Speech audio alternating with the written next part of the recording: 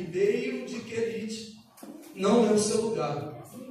Receba essa palavra. Guardem. O ribeiro de Querite não é o seu lugar. Amém? O versículo 1 vai dizer assim: então Elias, o tibista dos moradores de Gileade, disse a Acabe: vive o Senhor, Deus de Israel, perante cuja face estou, que nestes anos nem orvalho, nem chuva haverá, senão segundo a minha palavra. Depois veio a ele a palavra do Senhor, dizendo: vai-te daqui, e vira-te para o oriente, e esconde-te junto ao ribeiro de Querite, que está diante do Jordão. E há de ser que beberás do ribeiro, e eu tenho ordenado aos corvos que ali te sustentem. Foi, pois, e fez conforme a palavra do Senhor. Porque foi e habitou junto ao ribeiro de Querite, que está diante do Jordão. E sucedeu que, passados dias, o ribeiro se secou, porque não tinha havido chuva na terra. Então veio a ele a palavra do Senhor, dizendo: levanta-te e vai a Sarepta, que é de Sidom, e habita ali. Eis que eu ordenei ali a uma mulher viúva que te sustente. Então ele se levantou e se foi a Sarepta. E chegando à porta da cidade, eis que estava ali uma mulher viúva apanhando lenha. E ele a chamou e lhe disse: traz-me e peço-te numa vasilha um pouco de água que beba. Até aí. Amém? Pode se assentar nessa noite.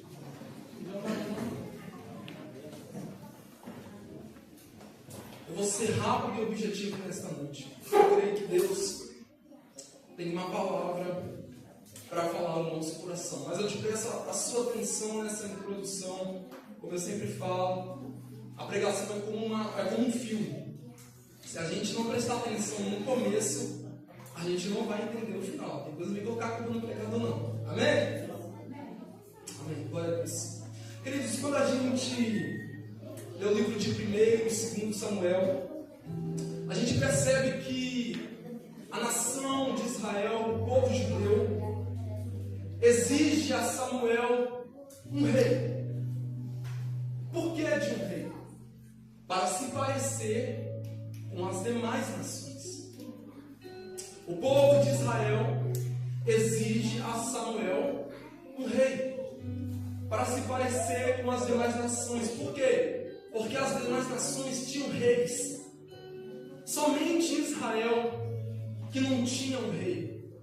Mas mal sabia eles que eles eram governados por um rei, que é Rei dos Reis e Senhor dos Senhores.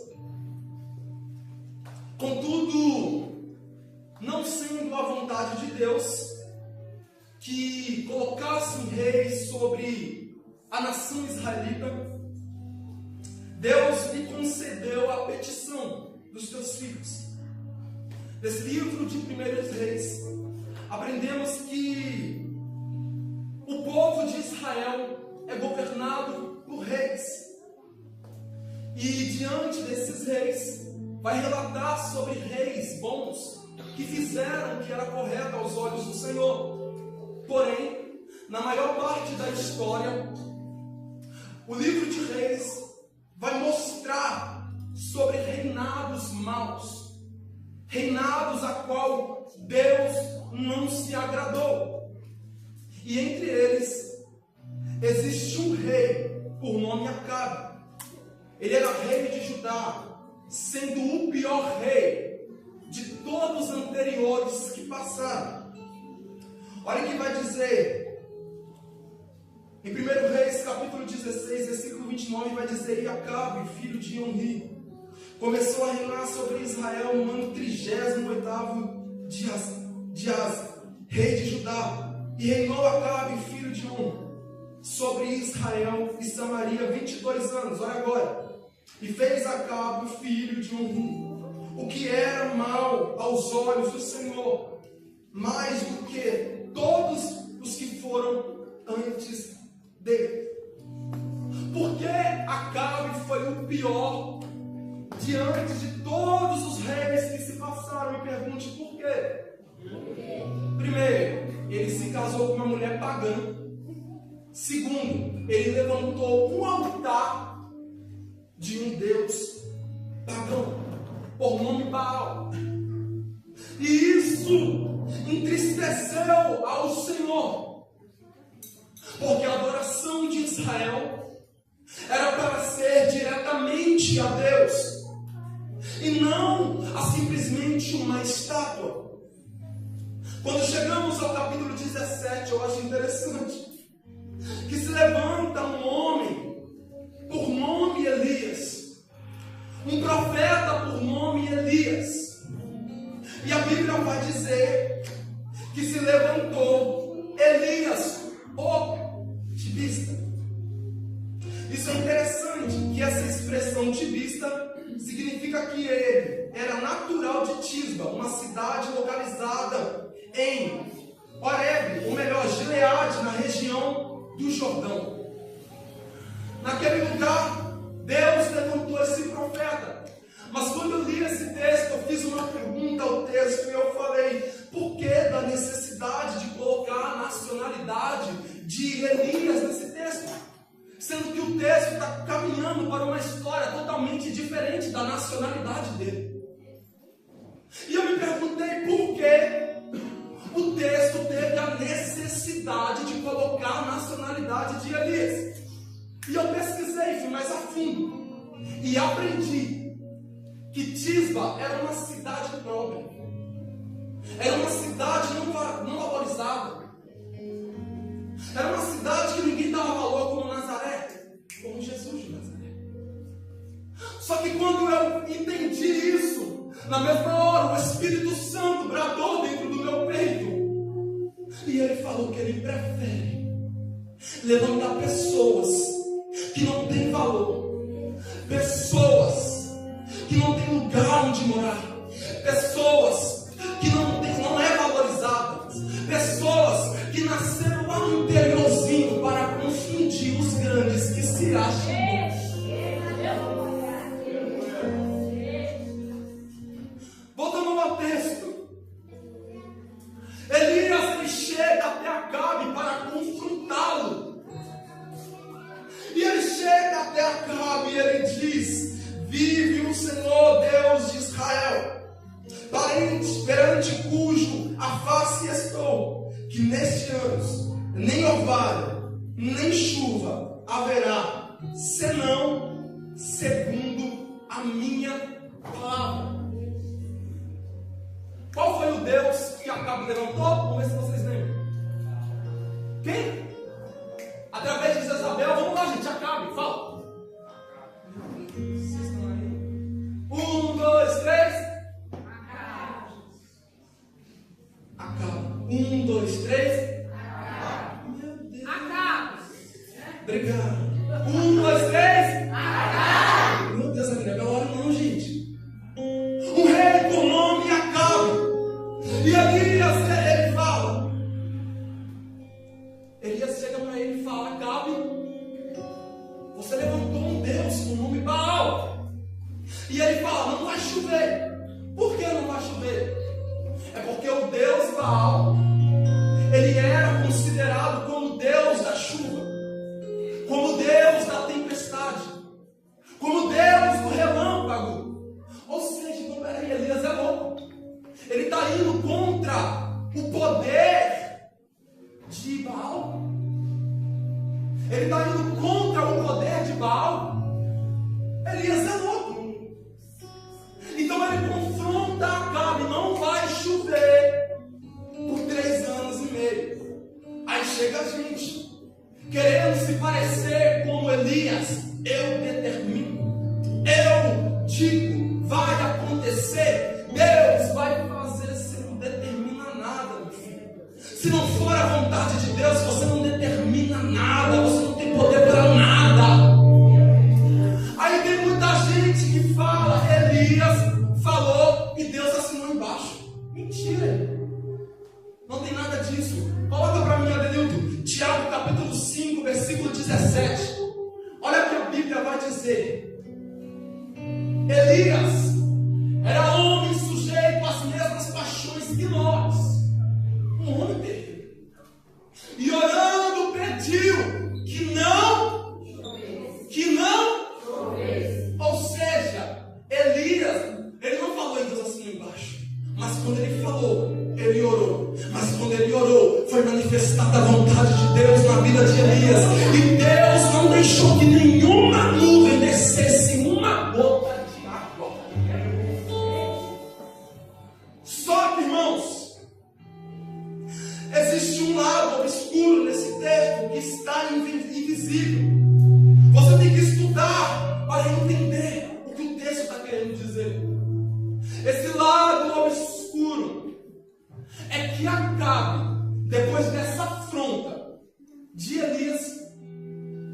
Acabe disse: eu vou matar eles.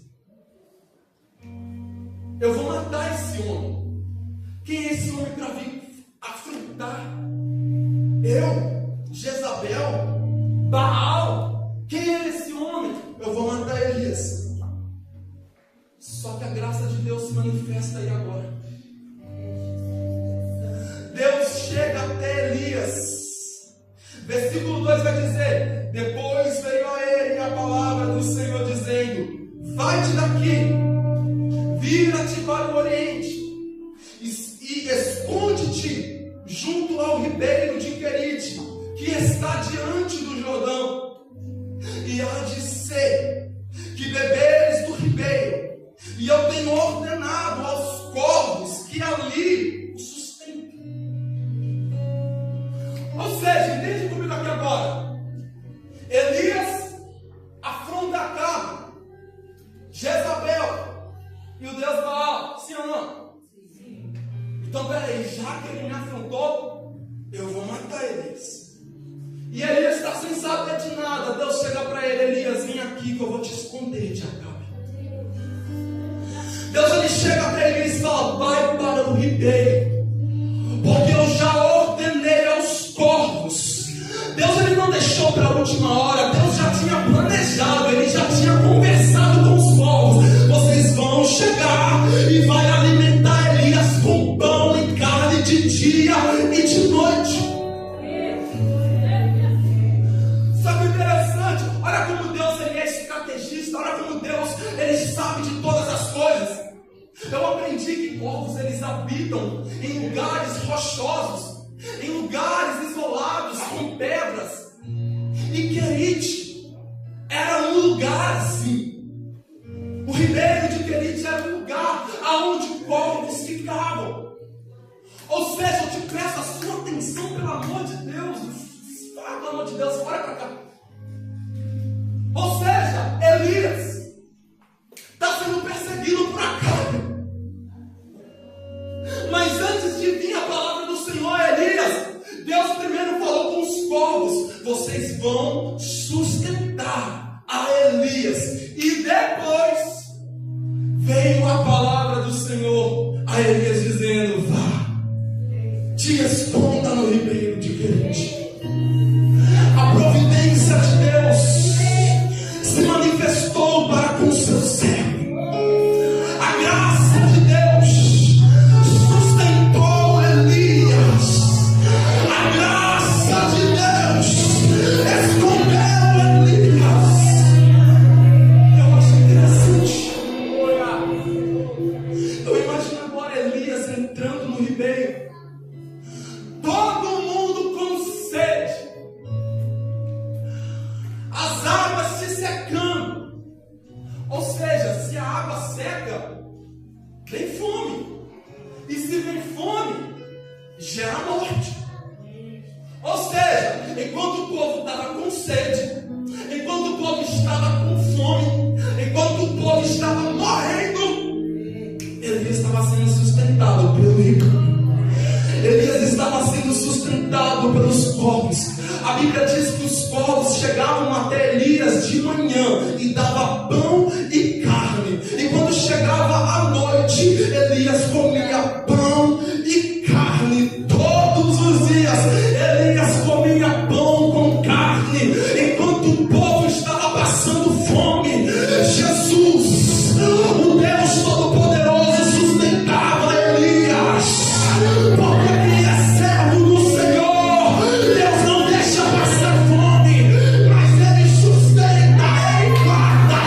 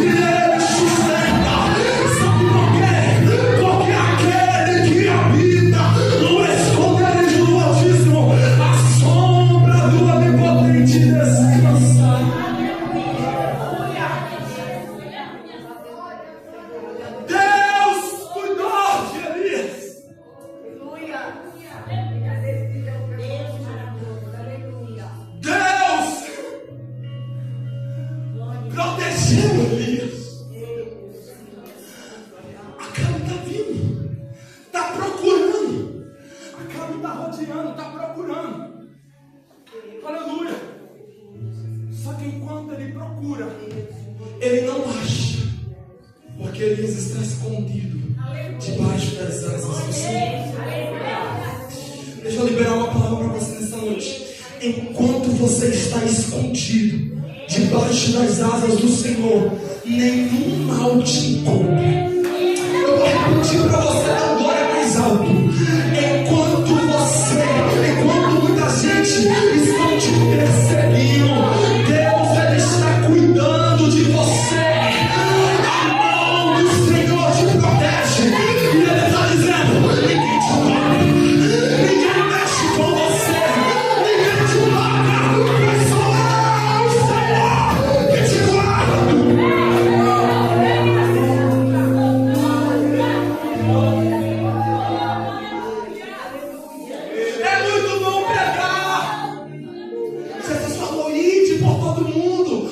Se eu pregar, se eu cantar, Deus vai se agradar.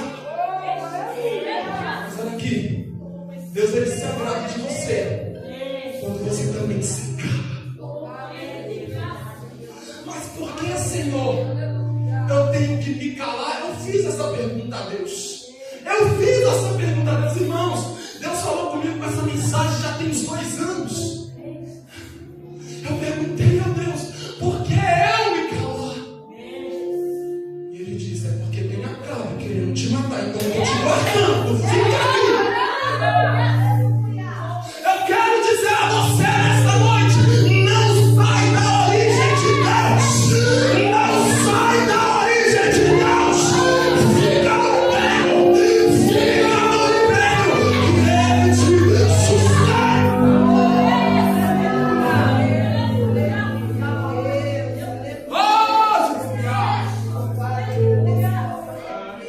Existe uma graça aqui.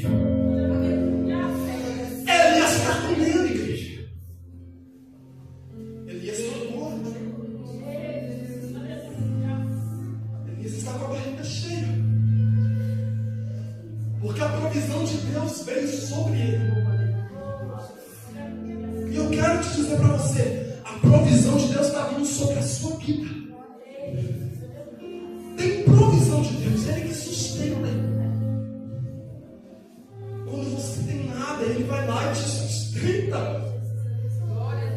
Mas o que parece que vai dar tudo errado, Ele vai lá e te sustenta. E Elias estava sendo sustentado pelo Senhor. Aleluia. Elias estava sendo sustentado pelo Senhor.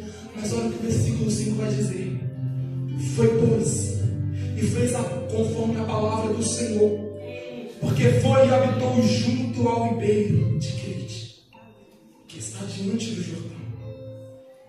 E os orvalhos que traziam pão, e os corvos que traziam pão e carne pela manhã, como também pão e carne, noites, e bebia do ribeiro.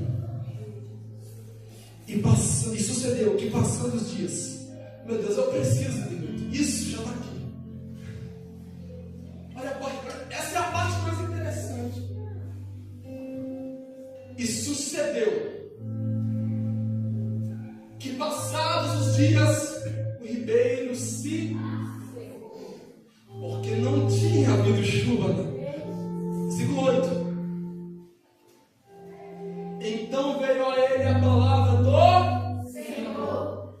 Segura, deixa aí, tira não. E veio ele a palavra do Senhor. Então, pera aí, João Carlos, está querendo dizer que para Deus falar com Elias, ele precisou de secar o ribeiro?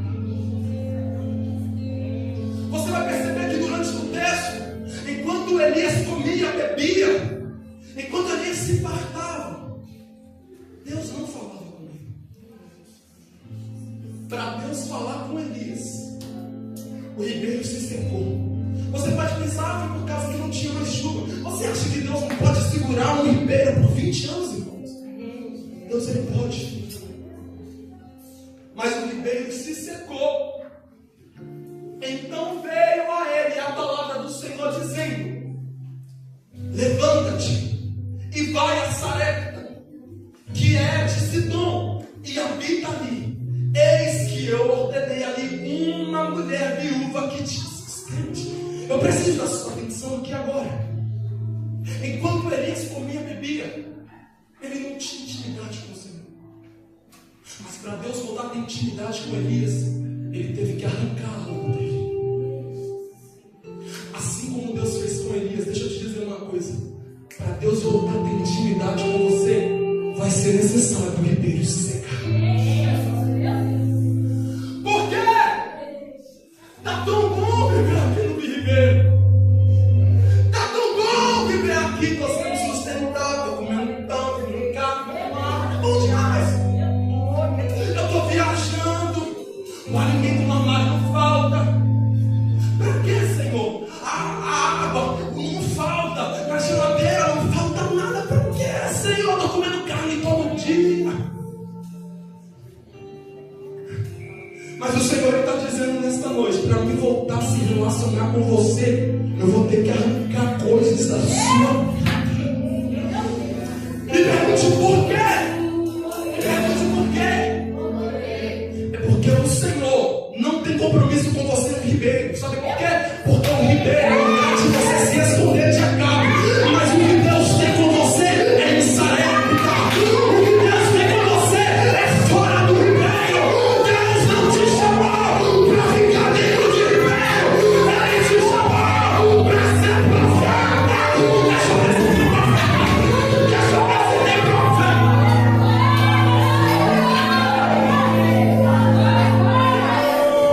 Não se preocupa não, que o ribeiro vai se secar. Então, Senhor, eu vou passar fome. Senhor, vai acabar. Não. Elias, versículo 7, no versículo 9, ele diz, versículo 9, e ele disse: e eis que ordeno ali uma mulher viúva que te sustente dentro de ribeiro e fora de ribeiro.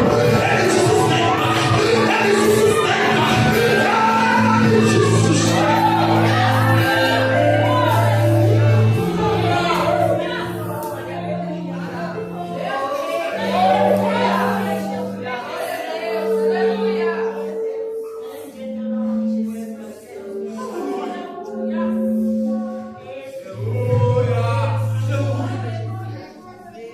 Já estou para finalizar. Ou seja, o ribeiro se secou. Por que, Senhor? É porque viver de provisão, viver de abundância, Elias, é só por um momento, mas não é para sempre.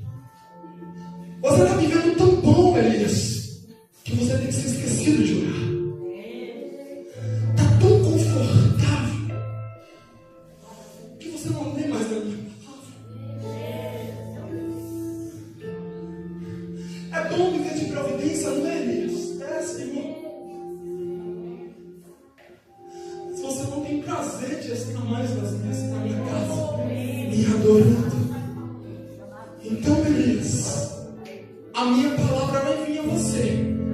Mas para eu ter intimidade com você, Elias, eu vou arrancar coisas.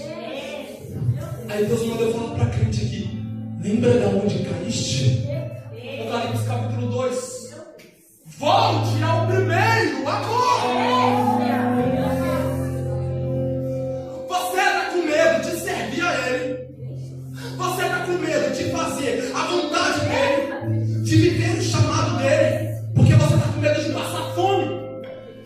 Mas Ele está te dizendo: eu te sustento, meu filho. Aleluia!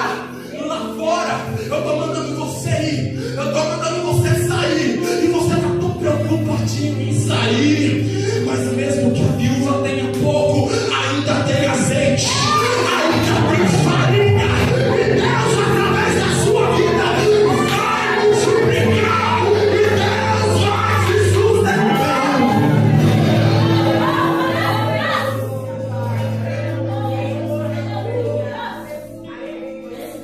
Estou finalizando.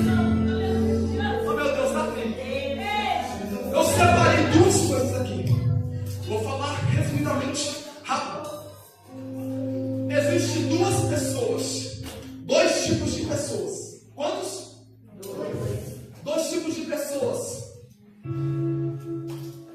estão no ribeiro. O primeiro é aquela pessoa que Deus quer que ele fique no ribeiro, porque ainda não é o momento de sair, então fique. A segunda pessoa é aquela que Deus já falou, saia. Você permanece também. Eu vou repetir. A segunda pessoa é aquela que Deus já falou, saia daqui. Vaza. E você ainda permanece, né? Qual das duas eu falo primeiro?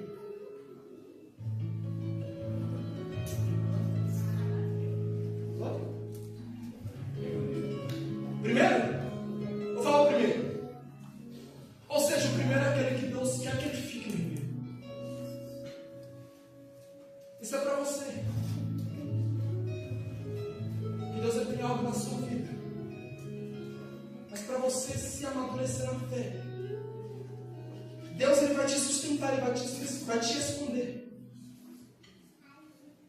Para que você não morra na fé. Para que muitos acabem. Não estou falando nem de gente lá de fora, estou falando de gente dentro da igreja. Para que acabes dentro da igreja, não te mate.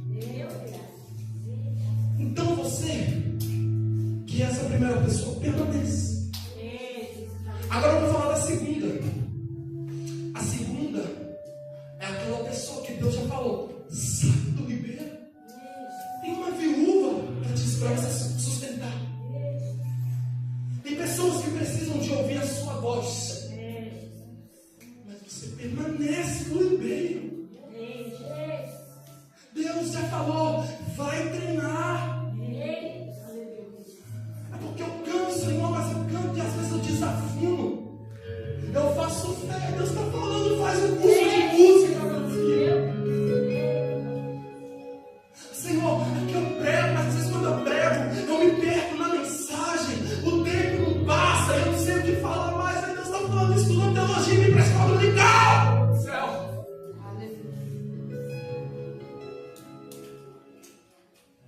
Deus, Ele quer que você viva um propósito, mas você também não ajuda. Às vezes permanece no ribeiro e quer fazer, mas não faz por medo. Por quê? Porque não está se preparando.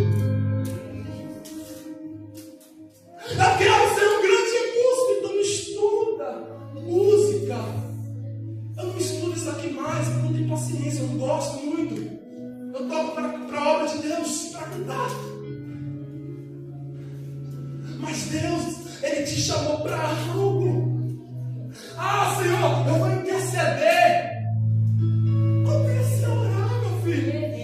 Comece a orar pelos seus próximos, pelos seus irmãos. Comece a orar. Valorize o que Deus te entregou, o que Deus te chamou. Porque tem muita gente que quer ouvir a tua voz e você está parado no mesmo lugar. É bom viver de provisão. É bom viver de abundância. É bom viver de evangelho triunfalista. Mas Deus não te chamou para isso. Deus te chamou para uma grande missão. Deus te chamou para algo grande. Então se movimenta, saia do ribeiro. Volta à intimidade do Senhor. Ele quer falar contigo.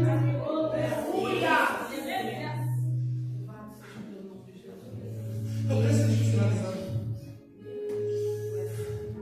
Eu lembro quando Elias ele vai confrontar aqueles 400 profetas, e lá no Monte Carmelo Deus manda fogo e consome todo o holocausto.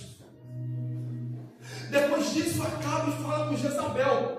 Elias, Deus de Elias, parece que Acabe não sabia que era Deus verdadeiro. O Deus de Elias mandou fogo, Jesus. O Deus de Elias mandou fogo, mandou brasa, botou para tocar. E para piorar, matou os 400 profetas.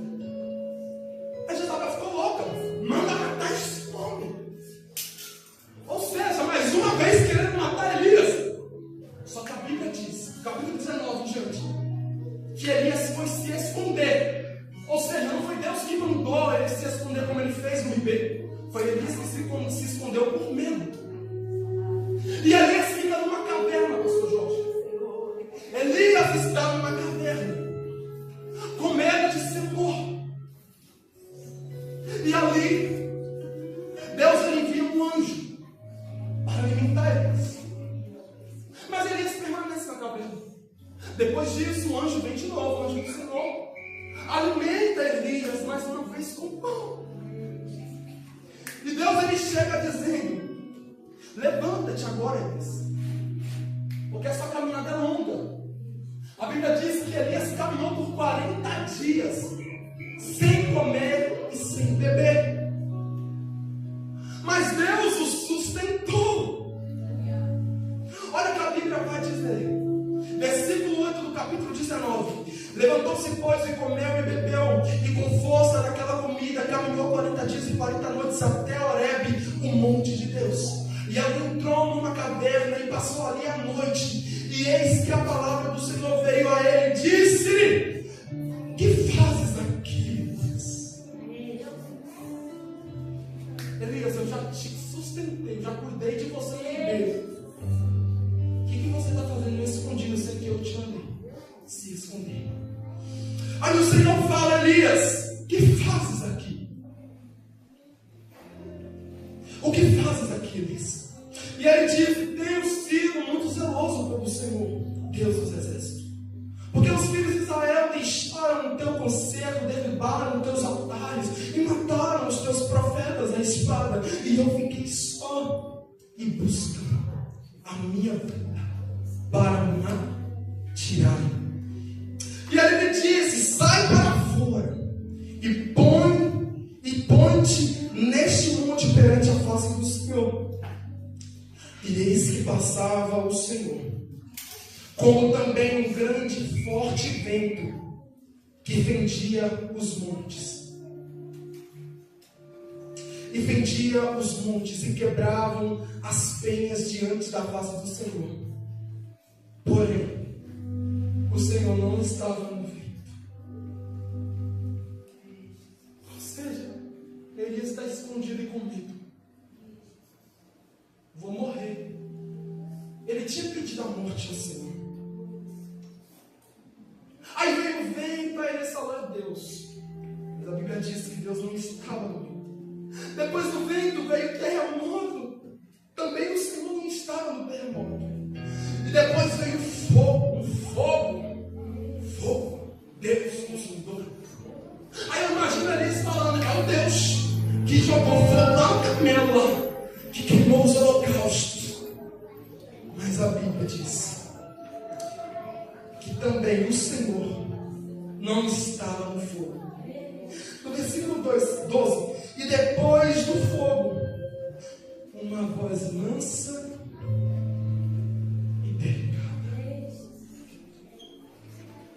Ou seja, ele está querendo morrer. Vem vento, vem terremoto, vem fogo. Deus não está num desses. Não é o Todo-Poderoso.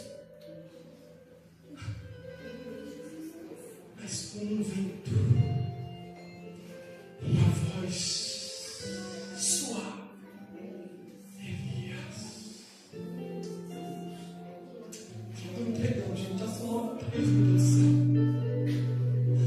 Elias. A gente tem a ideia, preste atenção, eu termino aqui. A gente tem a ideia de Deus, se a gente não quiser, Deus coloca outro em nosso lugar. Ou seja, então se eu parar de pregar, Deus vai colocar outro em meu lugar. Se você parar de cantar, Deus vai colocar outro no seu lugar. Mentira. Deus ele não desiste de você. Se ele tem um chamado na sua vida, você pode tentar fugir, você pode querer morrer, você pode querer parar, ele vai atrás de você, até mesmo dentro de caverna, mas ele não desiste de você. Se fosse assim, Deus tinha desistido de Jonas. Deus podia deixar ele morrer no mar, Deus podia deixar ele se lascar e colocar outro profeta corajoso, mas pela graça divina, Deus leva um peixe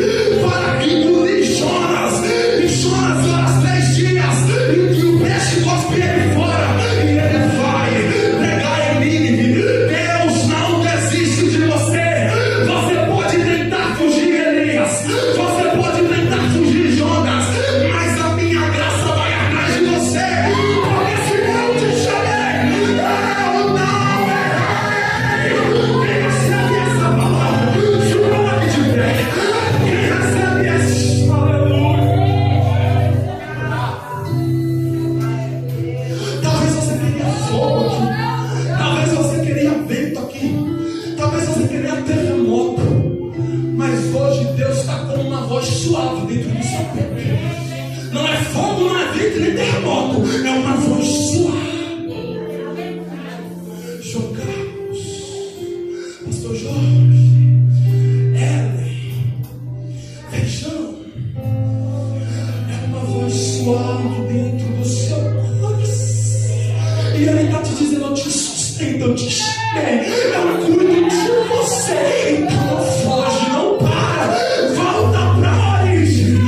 Volta para a origem. Pastor Jorge,